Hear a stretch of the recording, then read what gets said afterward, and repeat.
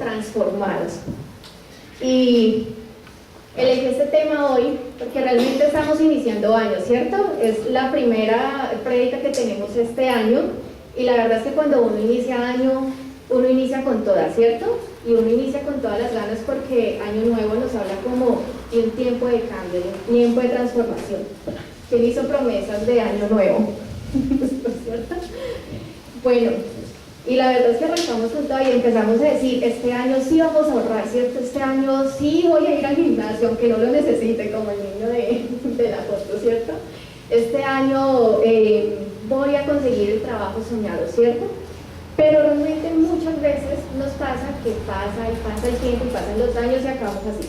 Entonces, nuestros propósitos del año pasado son los mismos de este porque no cumplimos ninguno, se nos olvidó y acabamos frustrados.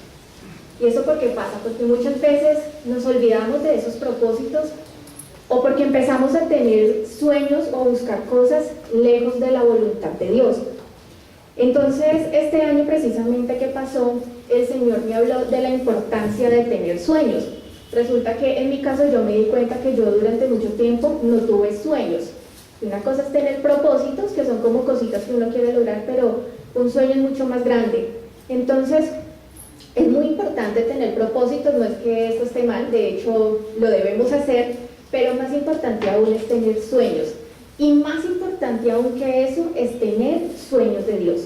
Entonces, hay que aprender a soñar los sueños de Dios. Muchas veces soñamos nuestra voluntad, pero pocas veces le preguntamos al Señor qué es lo que Él quiere para mi vida. Y de eso les quiero hablar un poco hoy. Entonces, no quería perder la oportunidad de darles unos tips para que ustedes este año empiecen a soñar, no importa la edad que ustedes tengan, que soy muy chiquito, que es que yo ya estoy muy grande, que ya para qué, no, los sueños son para todos. Entonces, lo primero, y aquí les tengo unos tips, es que precisamente eso, empiecen a orarle al Señor, que Él sea el que les muestre cuáles son los sueños que tiene para usted. Nadie sabe más para qué creó algo que el propio inventor, ¿cierto? ¿Quién lo creó? Usted, lo creó el Señor, ¿cierto? Él es el que sabe qué sueños tiene para su vida. Lo otro es que usted tiene que escribir esos sueños, póngale fotos, póngale imágenes y póngalo en un lugar visible, porque eso es lo que pasa muchas veces con nuestros sueños, que sí, yo quiero ser piloto, el Señor me mostró que va a ser piloto, pero como que se me olvidó. Lo otro es tener, sobre todo, promesas de Dios para esos sueños, porque con esas promesas es que usted sabe que tiene el respaldo de Dios y con esas promesas es que usted va a orar. Y lo otro es tener un plan de acción. O sea, si usted tiene el sueño de ser piloto, usted se tiene que ir preparando, tiene que ver qué le piden para ser piloto y tiene que empezar a trabajar por eso, porque si no, usted se queda en el sueño. Y lo otro, pues, indudable es oración diaria y constante por esos sueños, porque al final el que le va a dar lo que usted anhela es el Señor. Deje de hacer las cosas en sus fuerzas y pídale al Señor que sea el que le dé eso que en su corazón él ha puesto. Entonces, yo desde que empecé a soñar, pues básicamente tengo como 4 áreas generales en las que tengo sueños y les quiero mostrar cuáles son esas áreas y les voy a dar ejemplos que no son necesariamente son mis sueños, pero es como para que se hagan una idea. Entonces, la primera son los sueños familiares. Quizás que se convierta algún familiar que no cree en el Señor, porque no un viaje, no está mal tener ese sueño, si Dios se lo ha puesto. Quizás la sanidad de un familiar. Los otros sueños son los sueños personales. Aquí sí, el primero es un sueño que yo tengo. Por ejemplo, en mi caso, aprender a cantar. Yo canto horrible, pero yo me sueño cantando para Dios. Entonces, eso es un sueño personal. Lo otro son los sueños en la área financiera. Quizás usted sueña con estar en una empresa que Dios le ha mostrado, usted tiene un sueño de emprendimiento o usted tiene un sueño de invertir. Y lo otro son los sueños espirituales. Y realmente en esta parte es que voy a centrar la prédica del día de hoy. ¿Por qué? Porque lamentablemente esta es el área más olvidada. Pues como ustedes vieron en la imagen del principio, pues la lista de sueños o de propósitos que había ahí, ninguno hablaba de Dios. Todos hablaban del carro, del gimnasio, pero ninguno hablaba de Dios. Y así nos pasa a la mayoría de las personas. E incluso muchas veces, haciendo un examen de conciencia, aún a los mismos cristianos. ¿Y cuáles son esos sueños en la parte espiritual? Son esos sueños que tienen que ver con mi relación con Dios, con lo que Dios quiere que yo haga para Él, con lo que Dios quiere hacer de mí. Y muchas veces nos pasamos la vida soñando con la añadidura, cuando realmente nuestros sueños deberían estar enfocados en primer lugar a mi relación con Dios. Y no quiere decir que yo no sueñe con lo demás. Dios quiere darme todo lo demás. Dios quiere darme el viaje, la sanidad de mi familiar, Él quiere que yo aprenda a cantar, pero Él quiere que antes que nada yo busque su reino. ¿Por qué? Porque como dice en Mateo 6:33, mas buscad primeramente el reino de Dios y su justicia, y todas estas cosas os serán añadidas. El Señor quiere darnos la añadidura, pero nos la pasamos la vida buscando la añadidura y haciendo a un lado a Dios. Entonces, en esta parte es que quiero centrar la enseñanza el día de hoy. Y cuando yo hablo de mis sueños espirituales o mis sueños con Dios, quizás lo primero que me tengo que preguntar es, ¿qué quiere Dios para mí? Y entonces, pues yo puse aquí 3 cosas generales, y la primera es salvarnos, ¿cierto? Eso no lo dudamos, Él quiere salvarnos a todas las personas, pero lo otro es que Él también quiere bendecirnos, y es algo que tenemos que creer. Y otra cosa es que Él quiere que cumplamos su propósito para nuestras vidas, que es adorarlo, servirlo, ayudar a que otras personas conozcan de Él. Y realmente pues la primera, para los que somos creyentes, chulito, ya la cumplimos, ¿cierto? Porque somos salvos por fe, ¿cierto que sí? Amén. Pero las otras 2, el bendecirnos y el que cumplamos nuestro propósito en la vida, pues tiene un componente de la gracia de Dios, porque nadie puede decir que hizo lo suficiente para quizás merecer algo, pero también algo que yo me he dado cuenta es que para llegar a, digamos, a una plenitud en el cumplimiento de estas 2 áreas, necesitamos ser transformados. Entonces, aquí viene una pregunta, y es, ¿yo puedo ser transformado? Yo puedo ser transformado, yo que he sido así toda mi vida, es que usted viera, yo soy así porque así ha sido mi mamá, y así fue mi abuela, y así fue mi bisabuela, y los Osorio somos así, ¿cierto? Ese es el discurso que muchas veces las García somos así. Y realmente, esto es lo que nos dice la palabra, y este es el versículo principal del día de hoy. Por tanto, nosotros todos, mirando a cara descubierta como en un espejo la gloria del Señor, somos transformados de gloria en gloria en la misma imagen como por el Espíritu del Señor. Esto está en 2 Corintios 3:18. Y la verdad es que esto ha sido una promesa para mi vida, y usted tiene que tomar esto como una promesa de Dios en este año para usted. Dios le está diciendo lo que de pronto usted puede ser transformado. Dios le está diciendo que usted va a ser transformado, pero usted tiene que en primer lugar creerlo y determinarse que este va a ser el año de su transformación. Usted no puede seguir un año igual que los demás, buscando quizás otras cosas, pero en su espíritu, en su vida, en su corazón, en su alma, usted sigue cargando las mismas cosas, e incluso la añadidura que tanto muchas veces soñamos tampoco la conseguimos. Tenemos que ser transformados, porque lo que les digo, el Señor quiere salvarnos, pero Él también quiere darles esa añadidura, Él también quiere bendecirlo, y la bendición es total, tanto en su sanidad, su paz, como todas esas cosas que usted tanto anhela. Pero entonces la pregunta que viene es, ¿yo necesito ser transformado? Y la primera área que tenemos que transformar son los temas de pecado sin tratar, y aquí le pido disculpas si está muy largo el texto, pero le voy a leer. Es cierto, ellos conocieron a Dios, pero no quisieron adorarlo como Dios ni darle gracias. En cambio, comenzaron a inventar ideas necias sobre Dios. Como resultado, la mente les quedó en oscuridad y confusión. Afirmaban ser sabios, pero se convirtieron en completos necios. Y en lugar de adorar al Dios inmortal y glorioso, rindieron culto a ídolos que ellos mismos se hicieron con la forma de simples mortales, de aves, de animales, de 4 patas y de reptiles. Entonces Dios los abandonó para que hicieran todas las cosas vergonzosas que deseaban en su corazón. Como resultado, usaron sus cuerpos para hacerse cosas viles y degradantes entre sí. Cambiaron la verdad acerca de Dios por una mentira, y así rindieron culto y sirvieron a las cosas que Dios creó, pero no al Creador mismo, quien es digno de eterna alabanza. Amén.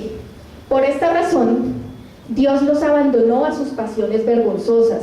Aún las mujeres se rebelaron contra la forma de tener relaciones sexuales y en cambio dieron rienda suelta al sexo unas con otras. Los hombres, por su parte, en lugar de tener relaciones sexuales normales con la mujer, ardieron en pasiones unos con otros. Los hombres hicieron cosas vergonzosas con otros hombres y como consecuencia de ese pecado sufrieron dentro de sí el castigo que merecían.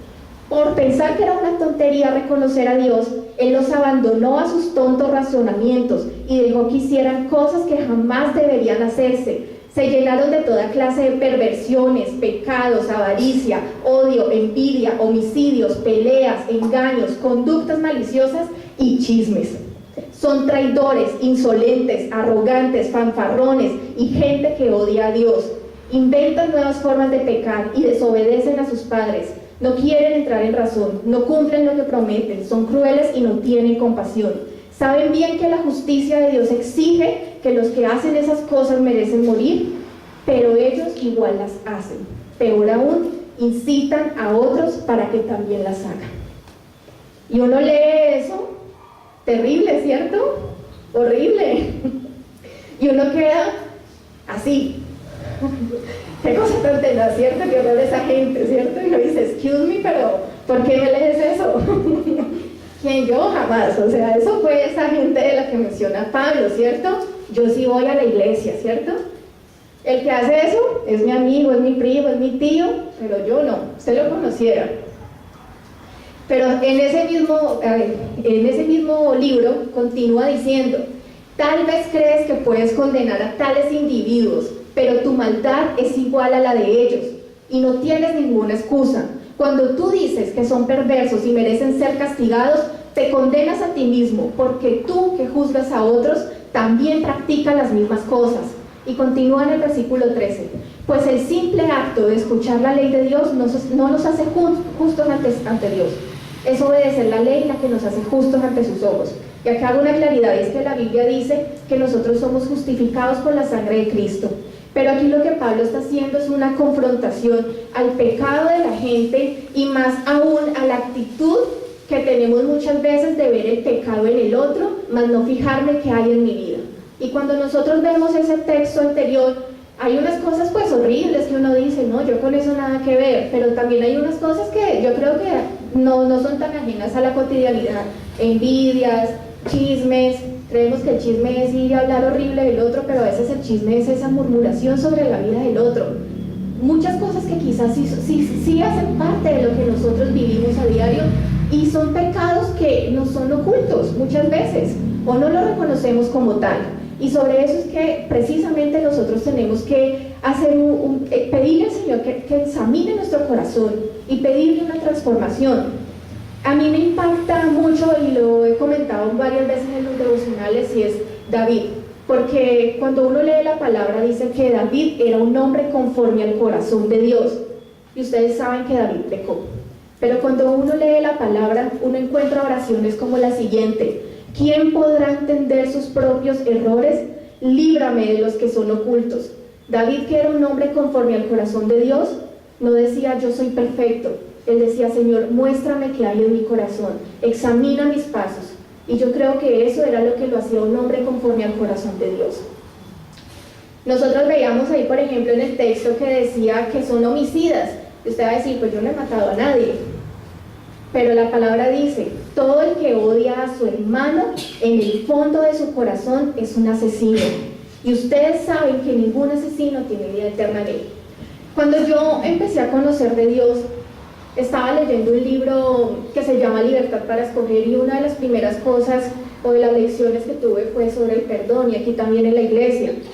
Y yo decía, pues yo no tengo rencor hacia nadie en mi corazón, yo no tengo a nadie a quien perdonar, y literalmente yo, conscientemente, yo no tenía nadie a quien perdonar aparentemente. Pero en ese libro decía que si uno pensaba que no tenía nada en su corazón, que de todas maneras le orara al Espíritu Santo, pidiéndole que le revelara si había personas a quienes uno debía perdonar, porque resulta que uno piensa que uno tiene que perdonar al que odia con todas sus fuerzas, y resulta que uno también tiene que perdonar a ese que lo hirió por allá en el jardín infantil, y a veces uno pasa los años y ni se acuerda, pero son heridas que están en nuestro corazón y no nos dejan avanzar.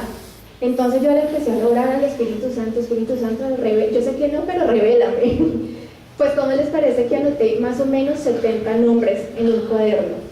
Yo que no tenía a nadie a quien perdonar y no tenía rencor por ninguna persona, pues tenía heridas en mi corazón. Y eso es falta de perdón. Y hay que empezar a llamarlo así. Y por cada una de esas personas me tocó orarle al Señor, pidiéndole que me lavara con su sangre y limpiara mi corazón. Porque en la parábola del prisionero, Jesús muestra que alguien que no quiso perdonar a otra persona, y a ese le había perdonado una deuda mucho más grande, mostrando lo que hace Dios con nosotros, que nos perdona mucho y espera que perdonemos a los demás. Esa persona no quiso perdonar a su prójimo. Y la parábola termina diciendo, entonces fue entregado a los torturadores. Entonces Jesús dijo, eso mismo hará mi Padre con ustedes si no perdona a quienes los han ofendido. Entonces muchas veces, por ejemplo, la falta de perdón es algo que es una puerta abierta a que la bendición del Señor no sea tan grande en nuestra vida como Él quisiera darlo. Muchas veces, y está comprobado científicamente, la falta de perdón trae enfermedades. Y le vimos diciendo, Señor, ¿pero por qué me mandaste esto? Pues mire su corazón, no fue el Señor, no fue el diablo, es usted que ha permitido en su corazón la entrada de muchas cosas que no son correctas. Otra persona podrá decir, pero yo le soy fiel a mi pareja, yo jamás he cometido adulterio. Y vemos aquí que dice la palabra, pero yo os digo que cualquiera que mira a una mujer para codiciarla ya adulteró con ella en su corazón. ¿Cómo les parece? Yo trabajo con muchos hombres, yo trabajo en ingeniería, y a veces cuando salgo a almorzar con mis compañeros, eso empieza, se miran entre ellos, yo les digo, ¿ustedes qué están mirando? No pasa nada, que les digo, pilas que ustedes ahí no están obrando bien. Entonces la gente cree que porque no llega un acto físico, no está pecando. Y esas son cosas que realmente traen como algo malo en nuestras vidas. Esas cosas poco a poco van generando como que nuestra comunión con el Señor, algo vaya pasando ahí. Vamos contristando al Espíritu Santo de Dios. Y así con muchos otros temas, no amar a nuestro prójimo. A Jesús le preguntaron, Señor, ¿cuál es el mandamiento más importante de la ley de Moisés? Y él dijo, ama al Señor tu Dios con todo tu corazón, con toda tu alma, con toda tu mente. Y la gente dice, sí, yo lo hago. Pero entonces le dice, pero pilas que hay un mandamiento igualmente importante, ama a tu prójimo como a ti mismo. ¿Y cómo les parece que muchas veces ni nos amamos nosotros mismos, ni amamos a nuestro prójimo? Ay, yo sí lo amo. ¿Usted lo ama? ¿Usted ya perdonó a esa que la otra vez le dijo fea? ¿Usted bendice a las personas? ¿Usted ora por las personas? Peor aún, nosotros creemos que amar es no odiar. Y algo que yo entendí es que realmente lo más opuesto al amor es el temor y es la indiferencia. ¿Usted ama a las personas realmente que lo rodean? ¿Usted de verdad cree que siente el amor de Dios por esas personas? Y fue de lo que más Jesús nos habló, que por nuestro amor nos conoceríamos. Entonces, ¿estamos cumpliendo con lo que el Señor incluso nos ha pedido? La idolatría. No, yo no me arrodillo ante ningún Buda ni ante ningún santo. La idolatría es cualquier cosa que usted le quite el primer lugar que debe tener Dios en su corazón. Si para usted su trabajo, sus hijos son más importantes que el Señor, usted es un idólatra. Tiene que ir a los pies del Señor y arreglar las cosas con Él. La avaricia. No, yo no amo el dinero. Uy, pero eso cuando pasan con la cosita aquí en la iglesia para ofrendar, yo busco la moneda. Y cuando saco la de 1000 digo, no, la de 200. ¿Es cierto? Estás palmarrano, ¿cierto? Amamos el dinero muchas veces y no nos damos cuenta. La idea es que nosotros no hoy nos sintamos las peores personas del mundo. Realmente es que nos pongamos a cuentas con el Señor, porque este tiene que ser un año donde esas cosas que han estado equivocadas en nuestras vidas las tenemos que empezar a quebrantar. Murmurar, el orgullo. Normalmente yo lo he escuchado a predicadores, que si hay una cosa difícil de identificar con una persona es el corazón orgulloso, porque cuando usted le hablan de orgullo empieza por allá, ojalá escuche tal persona, y esa persona está escuchando y dice, ojalá escuche la de lado, ¿cierto? Todos son orgullosos menos nosotros mismos, ¿cierto? Pero realmente, si usted examina su corazón, usted puede que tenga muchas de esas cosas que nos la pasamos viendo en los otros. pero que nosotros mismos creemos que somos de manos limpias. ¿Y cuántas cosas más no hay en nuestro corazón sin entender que son pecado? ¿Y por qué lo pongo aquí como pecado? Porque cualquier cosa que no me ayude a cumplir lo que el Señor quiere para mí, que me estorbe en mi relación con Dios, yo lo tengo que empezar a ver así, porque ahí es cuando yo empiezo a llamar esas cosas como errorcitos, defecticos, y se van haciendo cada vez más grandes y más arraigadas, y no me doy cuenta que eso está impidiendo quizás que mi relación con el Señor sea aún más grande. Y eso es lo que nos tenemos que determinar a quitar en este año. ¿En qué otra cosa tengo que ser transformado? Aquí lo puse como fortalezas mentales. Y eso es como una fortaleza, ¿cierto? Como las murallas ahí de Cartagena, ¿cierto? Una barrera, eso es como una fortaleza, es como algo fuerte, ¿cierto? Eso es como lo que nos dice la palabra, algo difícil de tumbar, ¿cierto? Es como una fortificación que impide la entrada de agentes externos. Entonces, ¿a qué me refiero en este caso con fortalezas mentales? Son esos argumentos, son esos pensamientos, son esas acciones que me impiden vivir la voluntad de Dios para mi vida. ¿Y a qué me refiero con esto? Cuando empezamos a aceptar la enfermedad, Dios quiere sanarlo, pero muchas veces no lo creemos, ni siquiera lo sabemos, y empezamos, no es que mi diabetes, no es que mi depresión, no es que mi ansiedad, no es que ya mi familia se dañó. Entonces, iba a hablarle a alguien de eso y usted se niega. Yo por lo menos, como pues les comentaba un poco ahorita el pastor, yo por lo menos llegué aquí a la iglesia en medio de una crisis muy grande de depresión y de ansiedad que viví hace algunos años. Y fue algo muy fuerte para mí, y yo diría que para mi familia, pero yo en mi corazón yo me sentía literalmente, como dice la palabra, como en el foso de la desesperación. Ustedes no saben lo que fue eso. Pero yo me determiné que yo no quería vivir así, yo no quería llegar al día de mi muerte así. Y entendí que en el Señor estaba mi restauración. Y fue un proceso largo, llegar a que el Señor empezara a restaurar. Pero cuando uno se aferra a eso y no quiere otra cosa para su vida y no entiende que el Señor tiene otra cosa para su vida, no espere otra cosa para usted. Yo conozco otras personas que viven en depresión y empiezo a hablarles y les digo, mira, tú no tienes por qué vivir siempre así. Y empiezan, no, es que usted no sabe lo que yo he vivido. Y es como una cosa que es como que déjenme aquí con mi depresión y con mis cosas, que no me la toque. Entonces, mientras usted no rompa esas fortalezas que usted ha construido en su cabeza, eso que usted ha amarrado, eso que usted ha levantado, usted no va a vivir la plenitud del Señor. Y no espere un año diferente cuando Él cambió de fecha, pero su mente sigue siendo la misma. Usted tiene que determinarse a que esas cosas tienen que cambiar, porque cambió de fecha o lo anotó en un cuaderno, las cosas simplemente no cambian. Lo otro son esos argumentos muchas veces que sembramos en nuestro corazón. Por ejemplo, para servir al Señor no tengo tiempo. Para hablarle a otros de Cristo, lo mismo. No, es que yo no sé hablar, yo no le puedo hablar a otros de Cristo. Y venimos aquí a la iglesia y recibimos la salvación del Señor, pero no hacemos nada para los demás. Y decimos que amamos al prójimo y hay miles de personas perdiéndose. No saben la cantidad de personas que necesitan a Cristo, pero usted está simplemente trabajando y bendiciéndose usted. Lo mismo con las actitudes, con sus pecados. Yo soy así, yo toda la vida he contestado mal. Lo otro, yo me porto así porque los demás me tratan de esa manera. Yo soy muy buena gente, pastor, usted viera. No, yo diezmo, yo traigo el mercado del amor. Ay, no, pero es que esa persona no, es que pastor, usted viera a esa persona lo que me hizo, no. Es que esa persona conmigo sí se me portó muy mal. Yo con todo soy súper querido, pero es que la otra vez me habló mal y me miró feo. Y esas cosas están impidiendo que Dios nos lleve más allá. ¿Cómo queremos tener la bendición y la plenitud del Señor cuando nosotros seguimos viviendo las mismas cosas?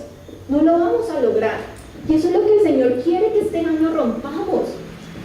Y todo eso impide que recibamos las bendiciones de Dios o que cumplamos el propósito para el que Él nos creó. Debemos determinarnos a ser transformados en este año. Lo otro es el temperamento. ¿Quién cree que necesita que Dios le ayude a transformar su temperamento? Yo por lo menos sí, ¿cierto? Y realmente por temperamento, yo les recomiendo un libro muy bueno de Tim LaHaye. Él tiene una colección de temas sobre el temperamento. El temperamento se define, o más bien es como ese rasgo o ese conjunto de características que se puede decir que nacemos con ellas. Ya el carácter es lo que se forma con nuestro temperamento y ya con nuestra educación, nuestro entorno, nuestra nacionalidad, pero el temperamento es casi que ese rasgo, ese conjunto de actitudes que tenemos desde que nacemos. Y hay una teoría que ha sido ampliamente aceptada por psicólogos y por cristianos, que es la de 4 temperamentos, que la fundó Hipócrates. Y es que hay 4 temperamentos básicos, que es el sanguíneo, el colérico, el melancólico y el flemático. No hay ninguno mejor que otro, pero tanto pastores cristianos como psicólogos, digamos que han apropiado esto. Es una forma como de ubicar un poco a las personas, por así decirlo, y todos tienen cualidades y todos tienen defectos. Entonces, por ejemplo, el colérico es enérgico, es resolutivo, independiente, eficiente, es líder, pero también es sarcástico, iracundo, impaciente, prepotente, insensible. ¿Ustedes creen que una persona insensible le van a hacer ir a predicar la palabra? Como complicado. El flemático es calculador, es indeciso, es contemplativo, es pretencioso, es entre sus debilidades, pero también es una persona tranquila, cumplidor, práctico, diplomático. El melancólico es una persona minuciosa, sensible, creativa, idealista, leal, dedicado, pero también es una persona pesimista, confusa, antisocial, es crítico, es vengativo. El sanguíneo es comunicativo, es entusiasta, simpático, buen compañero, comprensivo, confiado, pero también es voluble, indisciplinado, egocéntrico, violento, exagerado. Y la verdad es que todos, pues, se ha aceptado un poco la teoría de que todas las personas encajamos en alguno de esos temperamentos predominantemente. Y todos tienen sus cualidades y todos tienen sus debilidades. Y la verdad es que nosotros tenemos que buscar el punto de que esas debilidades cada vez las podamos controlar o transformar. Y eso solamente lo logramos a través del Señor. No hay otra manera de hacerlo. Y que esas cualidades pues sean aún más fuertes, ¿cierto? Y uno pensaría que estas cosas que estamos leyendo acá, eso es como para los que somos aquí normalitos, ¿cierto? Que para los que aparecen en la Biblia eso no aplicó. Pues ¿cómo le parece? Que pues de acuerdo a los libros de Tim LaHaye, una cosa de las que hablaba es que adivinen quién era sanguíneo. Pedro veía a Jesús caminando sobre el agua y Jesús, yo también quiero caminar. Jesús dijo, alguien me va a negar, yo nunca te voy a negar de una. Voy a tener que irme, no Señor, no te vayas. Y él, como era que hasta le dijo, apártate de mí, Satanás. O sea, Pedro fue el más regañado de todos. Era muy chistoso. Colérico, Pablo, ustedes saben que él era antes Saulo, y Saulo perseguía a la iglesia, imagínense, pero fue un hombre transformado por Dios. Cuando él tuvo un encuentro con el Señor, él fue transformado y se convirtió en Pablo, ese hombre que llevó la palabra del Señor a muchos gentiles en muchas tierras. Pedro, cuando fue transformado por el Señor, fue de los que más hizo obra entre los judíos, pero necesitaron ser transformados por Dios. Melancólico, Moisés, antes de ser llamado por el Señor en un ataque de ira, él era pues alguien bueno, pero en un momento de rabia, iracundo, mató a un egipcio y le tocó irse volado muchísimos años hasta que el Señor lo llamó. Y cuando el Señor lo llamó a Moisés, uno que lo ve en la película así con las piedras esas así todo fuerte, cuando el Señor lo llamó, adivinen que le dijo, no Señor, yo no sé hablar, envía otro, yo no puedo hablar en público. ¿Ustedes se imaginan eso? Y flemático, Abraham, él esperó la promesa. Pero todos estos hombres tuvieron que ser transformados por el Señor. Si ellos no se hubieran dejado ser transformados por el Espíritu Santo de Dios, no serían estos hombres. Pedro, Dios mío, quién sabe cuántas locuras más hubiera hecho. Pablo hubiera seguido persiguiendo a la iglesia. Moisés ahí escondido pues por lo del egipcio. Y Abraham pues no hubiera creído en el Señor, no hubiera esperado la promesa, no sería el hombre de la fe. Entonces ellos necesitaron transformación. Esos hombres que aparecen en la Biblia, imagínense cuántos manos necesitamos nosotros, ¿cierto? Bueno, te voy a decir, ¿yo por qué tengo que ser transformada? Pues lo primero que pues, les decía ahora, para vivir la vida que Dios quiere que vivamos, o ustedes no quieren vivir la plenitud de las bendiciones del Señor, ¿cierto que sí? Dice, deleítate a sí mismo en Jehová, y Él te concederá las peticiones de tu corazón. Necesitamos de verdad, porque mucho Dios nos lo da por gracia, de hecho pues todo, pero realmente lo que les digo, Dios quiere bendecirnos mucho más, pero a veces nosotros mismos somos los que le bloqueamos. Eso es como el hijo que el papá o los papás quieren darle estudio, mandarlo a la universidad, pero él dice, de mala, yo me voy para el Bronx, ¿cierto? Y después están diciendo, yo por qué, ay no, mis papás, ¿por qué me hicieron eso? No, usted solito se fue para allá, sus papás lo querían mandar para la universidad, ¿cierto? Lo otro, lo que les decía ahora, para cumplir su propósito en nosotros. Nosotros tenemos unos propósitos que pues han definido muy bien como adorar al Señor, parecernos a Él, pero algo muy importante es servir al Señor. Cristo cuando se fue nos dejó la gran comisión, pero resulta que para que nosotros tengamos poder para hacerlo solo nos lo puede dar el Espíritu Santo. Dice en Hechos, pero recibiréis poder cuando haya venido sobre vosotros el Espíritu Santo, y me seréis testigos en Jerusalén, en toda Judea, en Samaria, en Cali, en Bogotá. Ay, no, pero es que yo no sé hablar. No, pues usted no sabe hablar porque usted no ha buscado que el Espíritu Santo sea el que tome control de su vida, ¿cierto que sí? Cuando hemos estado leyendo estos días con mi papá el libro de Hechos, y cuando los apóstoles van y cuentan de lo que han hecho en alguna ciudad, ellos dicen, y contaron de lo que el Señor hizo a través de ellos. Pero nosotros queremos hacerlo nosotros, o peor aún, no queremos hacer nada. Y lo otro, ya pues usted dice, pues no, lo otro no me convence. Pues realmente hay algo que es muy importante, y por lo que usted también debería determinarse a dejar que el Señor lo transforme este año, es que usted es un representante de Cristo, y usted lo debe hacer bien. Y esto fue algo que cuando yo entendí, a mí me dio pena, porque yo dije, ¿yo qué imagen estoy dando del Señor? Cualquier persona que lo conoce, así sea una persona, sabe que usted es cristiano, o que usted viene a la iglesia, así sea quien vive con usted, o el señor de, no sé, de los taxis.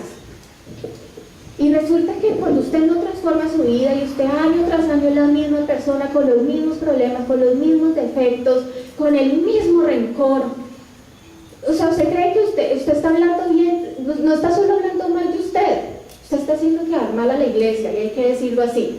Porque yo he escuchado muchas veces, no, es que yo conozco una persona de esa iglesia, entonces, ¿qué está haciendo? Que la gente no quiere ir a esa iglesia, ¿cierto?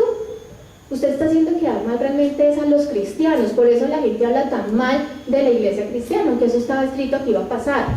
Peor aún, usted está haciendo de alguna manera quedar mal a Cristo, porque entonces la gente dice, pero esa persona es cristiana y esa es la manera en que vive. ¿Usted cree que a las personas que lo rodean, cuando lo ven a usted, le dan ganas de buscar de Dios? ¿Ustedes creen que las personas que lo rodean, cuando lo ven a usted, realmente ven a Cristo? ¿Le dan ganas de venir acá? ¿Le dan ganas de decirle, venga, lléveme allá donde usted va, que vea cómo le ha cambiado la vida? Hay que hacernos esa pregunta. Y les decía que me dio pena porque yo pues llevaba poquito tiempo de ser cristiana, pero Dios me mostró una cosa, y era que yo me quejaba. Y entonces en la oficina, pues no cosas así horribles, sino como lo que es normal para la gente, ¿cierto? Entonces, uy, no, sí, ¿qué tal? Mira lo que me pusieron a hacer, ¿qué me pasa ese man, ¿cierto? Entonces, y yo después dije, qué boleta, yo como he hecho quedar mal al Señor, o sea, yo voy y digo que soy cristiana y me ven escuchando la alabanza, pero después me quejo de que me están poniendo X trabajo, o porque están, no sé, aprovechándose un poquito. Me quejo, si yo tengo que ir, si algo está mal, yo tengo que ir al donde el Señor, pero no, está muy mal que tenga esa actitud. Más que la muestra es el hecho de que la tenga. Entonces, pero me di cuenta que yo tenía que reflejar a Cristo, porque esa es nuestra responsabilidad. Y hay una frase que, pues no sé dónde salió, pero a mí me impacta mucho, y es eso: usted es la única Biblia que mucha gente leerá, y por la cual esas personas van a ser animadas o desanimadas de buscar de Dios. y de pronto ese familiar que usted tanto anhela que conozca de Dios no lo ha hecho porque lo que ve en usted no le agrada, porque ve en usted las mismas cosas, las mismas actitudes, los mismos problemas. Entonces, ¿cómo quiere que otros conozcan de Dios? ¿Cómo quiere predicar de Dios cuando su vida no está dando un buen testimonio? Entonces, si no le quiere hacer por recibir las bendiciones de Dios, al menos hágalo por ese amor y por ese respeto que le debemos tener al Señor y a su obra. La palabra dice, así que somos embajadores de Cristo. ¿Qué es un embajador? Es un representante de una nación en un pueblo desconocido. Ustedes son embajadores del reino de Dios. ¿Ante quiénes? Ante el pueblo de la gente que no conoce de Dios. Entonces tienen esa responsabilidad. Asimismo también en Corintio dice, sus vidas son una carta escrita en nuestro corazón. Todos pueden leerla.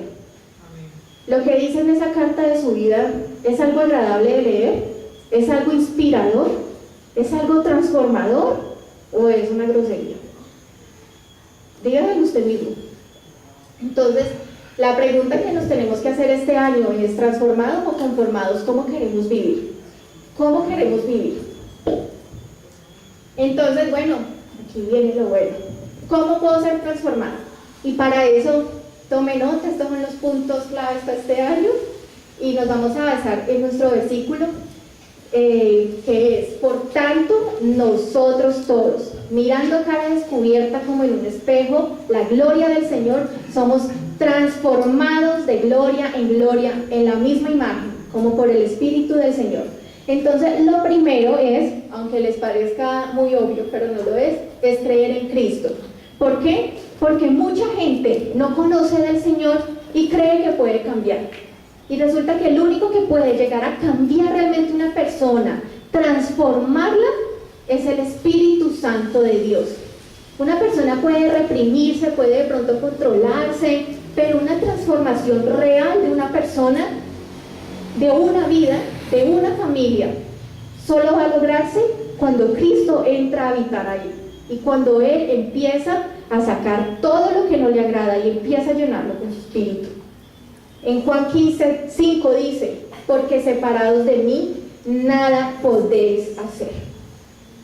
En ese libro, algo que es importante tener claro es que cuando dice nosotros todos, Él está hablando a la iglesia. Cuando uno empieza a leer el capítulo, Él está hablando de que hay unas personas que no quisieron creer en el Señor y por lo tanto viven con un velo. Pero entonces Él en ese punto ya le empieza a hablar a los creyentes. Por eso les digo que el primer punto es creer en Cristo. Él está hablando a nosotros todos, los creyentes. A los que no quisieron creer, viven con un velo. Pero Él dice, pero cuando se conviertan al Señor, el velo se quitará. Porque el Señor es el Espíritu, y donde está el Espíritu del Señor, allí hay libertad. Necesitamos al Señor. Usted no va a encontrar su libertad en la meditación, en el viaje a no sé qué país, súper inspirador. No, el único que va a cambiar su vida, que la va a transformar, es el Señor. Lo segundo, mirando a cara descubierta como en un espejo la gloria del Señor. Y aquí les traje una imagen, y es algo que nos pasa a muchas mujeres, ¿cierto? Y es que cuando maquilladas nos vemos súper chéveres, ¿cierto que sí? Pero cuando nos quitamos todas esas capas de maquillaje y nos quedamos a cara descubierta como en un espejo, nos paramos ahí en el frente del espejo por las noches, ahí sí nos vemos la ojera, el granito, la arruga, ¿cierto? Y la verdad es que muchas veces así es nuestra vida espiritual. Entonces nosotros tenemos vidas donde a todo el mundo le mostramos una espiritualidad súper maquillada, súper bonita, pero realmente lo que estamos viviendo por dentro es muy diferente. Y la palabra dice, no os engañéis, Dios no puede ser burlado. Usted le puede venir a mostrar acá a todo el mundo que usted es la persona más transformada, pero el Señor sabe lo que hay en su corazón. Entonces no nos burlemos del Señor. Quitémonos y quedemos como a cara descubierta. Y como yo veo a cara descubierta como en un espejo la gloria del Señor. ¿Qué necesito yo para hacer eso? ¿Dónde yo lo puedo ver como a cara descubierta como en un espejo? Pues a través de la comunión, a través de tener tiempos de oración con el Señor, sobre todo a través de su palabra, porque la palabra del Señor es donde yo lo veo. Cuando yo empiezo a leer, como los versículos que vimos ahora, es que yo me doy cuenta, esto que yo estoy haciendo, al Señor no le agrada, ¿cierto? Ahí yo lo empiezo a ver y a mí se me empiezan a caer esas capas de maquillaje que tengo, esas máscaras espirituales, y empiezo a entender y a conocer y a ver al Señor como en un espejo en mi vida, y empiezo a verme reflejada en mi vida y en su palabra. ¿Esto que yo tengo le agrada al Señor? No. Esto que yo tengo en mi vida es pecado, yo me tengo que determinar a cambiarlo, pero también ahí, en esa comunión, en esa lectura de la palabra con el Señor, es donde yo también entiendo qué es lo que quiere el Señor para mí. Entonces el castigo de mi paz fue sobre Él y por su llaga yo fui curada. Entonces el Señor no quiere que yo sea una persona deprimida, entonces el Señor no quiere que yo sea una persona enferma. El Señor quiere mi gozo, el Señor quiere mi paz, mi sanidad, y empiezo a entender y a conocer lo que Él tiene para mí. Pero si usted no tiene comunión con el Señor, usted no tiene nada que ver de Él, no lo va a conocer. Necesita esa comunión con el Señor. Y otra cosa importante de la comunión es venir aquí a la iglesia, porque muchos creen que viendo la predica en YouTube y encerrándose en el cuarto a orar y leyendo la Biblia, con eso no. Venir aquí a la iglesia es importante. La palabra dice: no dejen de congregarse. Y créanme que incluso a mí, ¿por qué? Porque el Señor, pues a través de las prédicas, de los pastores que nos guían, de las personas con las que compartimos, muchas veces nos habla el Señor a través de algo que nos dice otra persona, pero incluso a mí en mi caso, el Señor incluso me ha hablado cosas, me ha mostrado cosas mías que debo cambiar al estar aquí, sin que otra persona me las diga, pero el estar aquí me ha permitido verlas. Entonces, pero si usted no tiene esa comunión, esos tiempos con Dios, usted no lo va a ver a cara descubierta. Y otra cosa es, así es que queremos ver al Señor, ¿cierto? Y yo les voy a decir una cosa, aunque aquí nos hemos dado como palo todo el tiempo, pues la idea es que nos examinemos y nos transformemos, pero la verdad, y les adelanto un poco, es que cuando usted recibe a Cristo, el Señor empieza a ver a Cristo en su vida y no simplemente a usted. Eso es como los papás que tienen un hijo que es drogadicto. Un papá no ve a su hijo y dice: el drogadicto ese. Ven al hijo y dicen: es mi hijo, yo lo amo, y tiene algo que yo quisiera que se quitara, no porque con eso ahí sí lo voy a amar, yo lo amo, pero quiero lo mejor para él. Y es lo mismo, no es que Dios nos va a decir: si no cambiamos no nos va a salvar, si no cambiamos entonces nos va a echar de la casa, no, pero nos quiere dar más, quiere que vivamos la vida que Él sueña para nosotros, como un papá con un hijo. Y otra cosa importante de este punto es que se dice: ay, bueno, la comunión con Dios, yo quiero conocer al Señor, pero yo ¿cómo hago para conocerlo? Pues le voy a dar un tip muy importante. La Biblia dice que conocer al Señor es obedecerlo. Entonces, si usted quiere conocer a Dios, empiece a obedecerlo. Empiece a perdonar, aunque usted le dé mucha rabia lo que le ha hecho esa persona. Empiece a dejar de murmurar de los demás, aunque a usted le parezca que eso no es tan grave. A medida que usted empieza a obedecer al Señor, aunque no lo entienda, usted lo va a conocer y cada vez más lo va a ver así, cara a cara, como en un espejo. Lo otro es, somos transformados. Y esta imagen nos dice mucho, que es lo siguiente: renovar la mente. En Romanos 12:2 dice: no imiten las conductas ni las costumbres de este mundo, más bien dejen que Dios los transforme en personas nuevas. ¿Sí se dan cuenta que es Dios? Al cambiarles la manera de pensar, hay que renovar la mente para poder ser transformado. Entonces aprenderán a conocer la voluntad de Dios para ustedes, la cual es buena, agradable y perfecta. Y aquí es el punto donde yo no simplemente empiezo a conocer lo que Él tiene para mí, que es lo que yo veo en mi comunión con Dios. Cuando yo voy a la palabra y digo: sí, pues ahí dice que por su llaga yo fui curada. No, pues ya la renovación de la mente empieza cuando yo empiezo a tumbar precisamente lo que les decía, esas fortalezas que impiden que eso se haga realidad en mi vida. Y digo: sí, no, ahí dice eso, pero eso también es para mí. Yo lo creo. Dios quiere bendecir mi vida, Dios quiere que yo le sirva. Ahí dice que yo recibiré poder por el Espíritu Santo, lo creo y lo empiezo a hacer una realidad para mí. Entonces empiezo a tumbar ese poco de cosas que no me dejan llegar a la bendición y a la plenitud de Dios para mi vida. Eso es renovar la mente, no solo conocer, porque eso es como cuando usted conoce a muchas personas y dice, sí, él piensa así, respetable. No, renovar la mente es cuando yo eso que leo lo vuelvo una realidad para mi vida. Eso es lo que les acabo de decir. Lo otro, innegociable, arrepentimiento, confesión de pecados y restitución. Si confesamos nuestros pecados, Él es fiel y justo para perdonar nuestros pecados y limpiarnos de toda maldad. Él ya nos mostró lo que no le agrada, nos trajo esa convicción sobre nuestras vidas. Ahora, ¿qué toca hacer? Nosotros tenemos que ir a los pies del Señor, ir a la cruz y decirle, Señor, tengo esto en mi vida. He amado el dinero, Señor. He puesto otras cosas por encima de ti. Me he quejado, Señor. Tengo rencor hacia X persona. Sé que esto no te agrada, Señor. Yo te pido que me perdones. Estoy confesando mi pecado. Pero además me tengo que arrepentir. Y el arrepentimiento es algo que trae un cambio de actitud. Yo me arrepiento de verdad cuando a mí me duele eso que yo hice y digo, no lo vuelvo a hacer. Ese es el momento en el que yo me arrepentí. Porque de lo contrario, el remordimiento es, ay Señor, qué pena contigo. Y después lo mismo. Eso no es arrepentimiento. El arrepentimiento es cuando yo me determino a que yo quiero sacar eso de mi vida. Y lo otro, muy relacionado con esto, casi que es un 4.1, es limpieza por la sangre. La palabra dice, pero si andamos en luz, como Él está en luz, tenemos comunión unos con otros, y la sangre de Jesucristo, su Hijo, nos limpia de todo pecado. La sangre de Jesucristo, su Hijo, nos limpia. Y yo para esto rápidamente le quiero contar la historia de Naamán.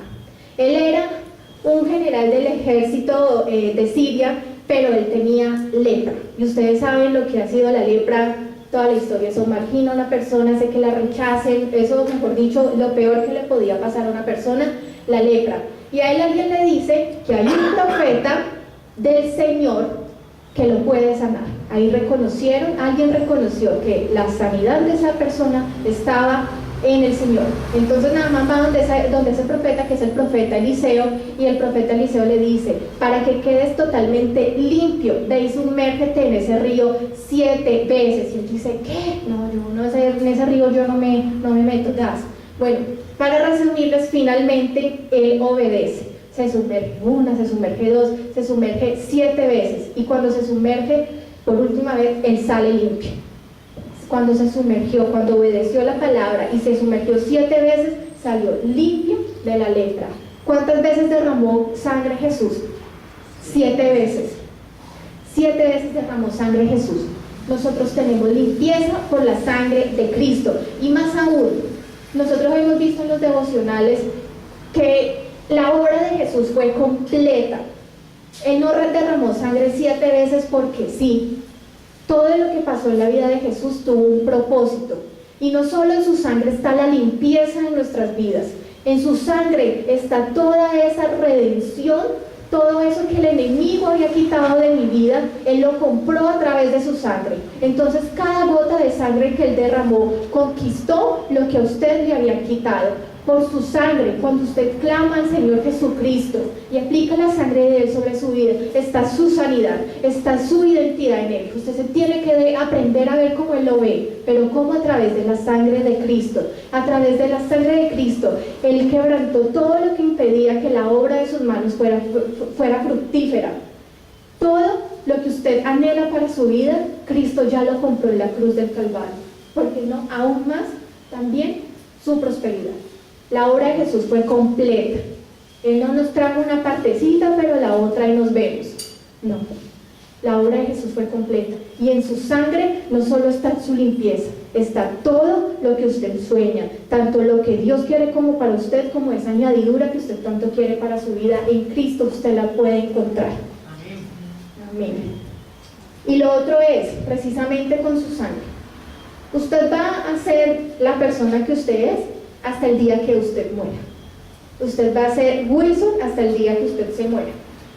Pero resulta que nosotros con Cristo estamos juntamente crucificados. Entonces nosotros no tenemos que decir, voy a tratar de controlar un poquito tal pecadillo de mi vida. No, yo estoy muerto a ese pecado. Yo con Cristo estoy juntamente crucificado. Ya no vivo yo, Él vive en mí. Él vive en mí. Y yo no creo que Cristo sea una persona que viva enferma. Yo no creo que Cristo sea una persona que viva triste, que viva en ansiedad, que viva en temas miserables.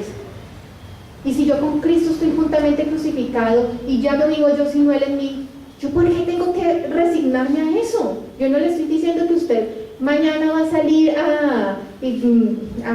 ya mágicamente todo va a ser diferente. Pero a medida que usted busca al Señor y que usted entiende que la voluntad del Señor para su vida es diferente, Él va a empezar a orar. Pero usted lo tiene que creer y tiene que buscar las cosas es a través de Él. Lo otro, dice que somos transformados en la misma imagen como por el Espíritu del Señor. Y ese es el otro punto, la llenura del Espíritu. Ya el Señor me mostró lo que no estaba bien, lo que Él quiere para mí, ya me arrepentí, ya me limpió de mis pecados, ahora que falta que Él me llene con su Espíritu Santo. La manera de yo poder transformar mi temperamento, esas cosas que no me dejan ser feliz, esas cosas que aún no me dejan conquistar los temas, digamos, materiales que tanto quiero, por ejemplo, como el trabajo, no he podido llegar a un trabajo mejor porque soy indisciplinado, porque soy tímido.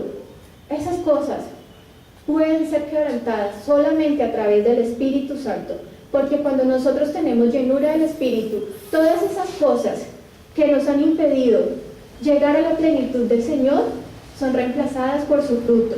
Entonces así es cuando mi indiferencia, mi odio, mi temor pasa a ser amor. Y esto es de las cosas que más nos habló el Señor. Usted si algo tiene que pedir es que el Señor lo llene de su amor. La depresión, la amargura, pide al Espíritu que lo llene de su fruto, que le dé gozo, que le dé paz, que quite esa ansiedad. Esa es la voluntad de Dios para su vida. La paciencia, que quite toda impaciencia, toda intolerancia, el egoísmo, la impiedad. El Espíritu Santo lo vuelve benignidad. La duda es reemplazada por la fe, la rebeldía, la arrogancia, por la mansedumbre, los deseos, las emociones descontroladas. El Espíritu Santo me vuelve una persona llena de dominio propio. Por eso es que controlar y transformar un temperamento, una vida, conquistar lo que Dios quiere para mí en mi relación con Él, en lo espiritual y en toda mi añadidura, es a través del Señor Jesús y de la llenura del Espíritu Santo. Y aquí también están no solo los frutos, sino los dones del Espíritu. Ay, que yo no puedo servir al Señor, yo no sirvo para servir al Señor. Pues es el Espíritu Santo el que lo capacita, el que le da el don de profecía, de palabra de sabiduría, de servicio, enseñanza, liderazgo, hablar en lenguas, exhortación, sanidades, discernimiento de espíritus, fe, palabra de ciencia. No es usted, no es usted. Y deje también la excusa, que es que yo no sirvo. Es un tema también de voluntad, de querer ser transformado y de que el Espíritu Santo sea el que tome el control de su vida. Y le quise poner aquí este versículo porque cuando uno lee parte de estos dones en 1 Corintios 12, él pasa ya al capítulo 13 y dice: pero si tengo todo esto, si hablo en lenguas, si, mejor dicho, si soy el berraco en la iglesia, pero no tengo amor, nada soy. Y dice, pero el mayor de todos es el amor. Yo lo puedo llamar así. Para mí el Evangelio de Jesucristo fue un evangelio de amor, porque cuando usted ama a los demás verdaderamente, no como creemos amarlos, sino cuando usted siente y cuando usted le pide al Señor que lo llene de su amor por las personas, él dice, ahí está el cumplimiento de la ley. ¿Por qué? Porque por lo menos yo amo mucho a mis papás. ¿Ustedes creen que yo por mis papás voy a tener envidia? ¿Ustedes creen que a mí me va a dar rabia que a mis papás les vaya mejor que a mí? ¿Cierto que no? Pero muchas veces tenemos eso hacia los demás, envidia. ¿Ustedes creen que yo de mis papás chismoseo? ¿Cierto que no? Cuando yo amo verdaderamente a los demás, al Señor y a mí mismo, yo estoy honrando al Señor. Le estoy cumpliendo lo que Él tanto anhela de mí. Y finalmente, pues es un pasito antes, pero lo quise dejar para el final, dice que somos transformados de gloria en gloria. Entonces algo que hay que tener muy presente es que debemos permanecer en el Señor. Y le puse entre paréntesis oración y ayuno. ¿Por qué? Porque cuando hablamos de gloria en gloria, esto nos está hablando de que es un proceso de gloria en gloria, ¿cierto? Pasito a pasito, ¿cierto que sí? Entonces, esto que les acabé de mencionar no es algo que uno hace una vez y para siempre, ya me arrepentí, ya confesé pecado, ya pedí llenura del Espíritu y pasaron 20 años. Esto es algo que yo tengo que hacer todos los días la comunión con el Señor, todos los días orar, todos los días ir a su palabra, todos los días permitirle que Él me muestre qué no está bien en mí, qué cosa también Él anhela para mí, qué sueño más grande que el mío Él tiene para mí, y pedirle, arrepentirme lo que me tenga que arrepentir, que me limpie con su sangre, que me llene su Espíritu Santo. Eso es algo diario, eso no es algo cada X tanto. Y por eso dice, y otra cosa, y le puse ahí entre paréntesis que también es muy importante, es la oración y el ayuno. Jesús decía, cuando ayunen. Para el cristiano el ayuno no debería ser una opción. Y yo he escuchado, no, ¿cómo le ocurre que yo voy a ayunar? Me da algo, me desmayo. Usted no se va a desmayar. Entonces, pero por ejemplo, es muy importante porque mire, Jesús dijo, pero esta clase de demonios solo no sale sino con oración y ayuno. Hay cosas que necesitan ser sacadas con ayuno y con oración, pero no es ayunar solamente porque eso es aguantar hambre, es ayunar y orar, pero es necesario y hace parte de ese proceso. Y personalmente conmigo eso ha sido algo de lo que a mí más me ha tocado recurrir en el tema, por ejemplo, de rasgos de mi temperamento, que el Señor me ha mostrado. Es con ayuno y oración, porque cuando uno ha sido así toda su vida, y aún cuando uno trae cosas, yo creo que incluso genéticamente, no son cosas tan fáciles de cambiar de un día para otro. O sea, hay pecados que si usted tiene que cortarlos de una vez para otro, por ejemplo, si hay inmoralidad sexual, usted no va a decir, no, bueno, pues con un proceso, no, esas cosas sí usted las quita de una. Pero, por ejemplo, temas como el temperamento, pues usted se tiene que proponer no hacerlo, pero hay cosas que no son tan sencillas y tan de un día para otro. Entonces es un proceso de permanecer en el Señor, de ir de gloria en gloria. Permanezcan en mí y yo en ustedes, y así como el pámpano no puede llevar fruto por sí mismo si no permanece en la vid, así tampoco ustedes si no permanecen en mí. Necesitamos del Señor y permanecer en Él para dar fruto. Y lo otro, cuando habla de gloria en gloria, es que el resultado es victoria. No dice de gloria a fracaso, de gloria a fracaso, fracaso, fracaso, gloria. No, es de gloria en gloria. Cuando permanecemos en el Señor, ese es el resultado. Y yo estoy segura que si usted analiza su vida y si usted ha tenido una comunión con Dios desde que conoció de Él, su vida no es igual a que cuando usted empezó a conocer de Dios. Yo me examino y yo digo, Dios mío, todo lo que tengo, necesito que tú transformes en mí, tomes control de mí. Y uno como que, pero cuando yo miro quién era hace unos años cuando empecé a conocer del Señor, yo veo el proceso de gloria en gloria que Él ha llevado en mí. Y yo estoy segura que ahora que hemos recibido al Señor, cuando nuestro amado Dios nos ve, Él ve a Cristo en nosotros. Dice, hermanos, yo mismo no pretendo haberlo alcanzado ya, pero una cosa hago, olvidando ciertamente lo que queda atrás y extendiéndome a lo que está delante. Y Pablo decía, yo les estoy diciendo esto porque yo soy el máximo. No, porque el que es perfecto es Cristo, pero usted tiene que proponerse ir más. Y lo otro, estoy convencido de esto, el que comenzó tan buena obra en ustedes, la irá perfeccionando hasta el día de Cristo Jesús. Y eso es lo que usted tiene que creer, y es lo que tiene que dejarle al Señor hacer, y ponerse a disposición para hacerlo. Listo. Entonces, conclusión, como dice el pastor, y esta es la conclusión para todos y lo que yo quiero que todos salgamos diciendo de acá.